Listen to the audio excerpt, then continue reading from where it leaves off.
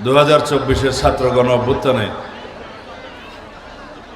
একটি শিশু বালক আনাস তার নাম বলেছিল, মা আমি রাজপথে যাচ্ছি, আমার সাথীরা জীবন দিচ্ছে, রক্ত দিচ্ছে, আমি ঘরে বসে থাকতে পারবো না।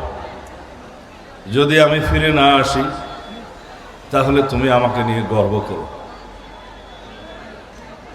এই আমাদের উত্তরাধিকার। আমার সন্তান শহীদ ওয়াসিম আকরাম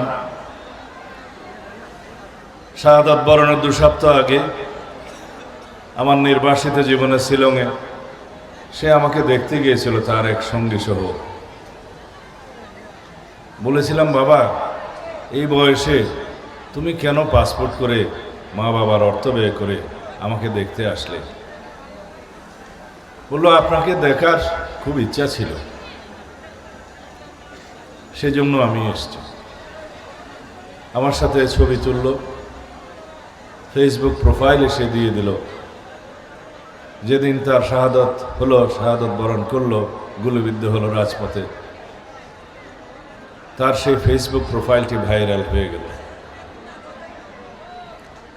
আমি চোখের পানি ধরে রাখতে পারিনি। তার মায়ের সাথে টেলিফোনে কথা বললাম। বলল, বাবা তোমাকে দেখে আসার পরে আর আমাকে দেখতে আসেনি। এই আমাদের সন্তানদের বীরত্বগাথা কাহিনী। দেশের জন্য তারা জীবন দিতে পারে, রক্ত দিতে পারে। এই দেশ গড়ার জন্য তোমরাই আমাদের নতুন প্রজন্ম। আমাদের স্লোগান সবার আগে বাংলাদেশ। এই আমাদের নেতা, এই আমাদের দেশনেত্রী বেগম খালেদা জিয়া, তাদের হাত ধরে বাংলাদেশের জাতীয় পতাকা আজকে আমাদের নেতা জনাব তারেক রহমানের হাতে। সেই পতাকা আজকে আমি তোমাদের হাতে তুলে দিয়ে গেলাম। তোমরা এই বাংলাদেশের স্বাধীনতা, সার্বভৌমত্ব, গণতন্ত্রকে পাহারা দিবে, রক্ষা করবে। আজীবন সংগ্রাম করেছি এদেশের মানুষের অধিকার আদায়ের জন্য। আমার বাল্য জীবন থেকে আমি এখানকার যারা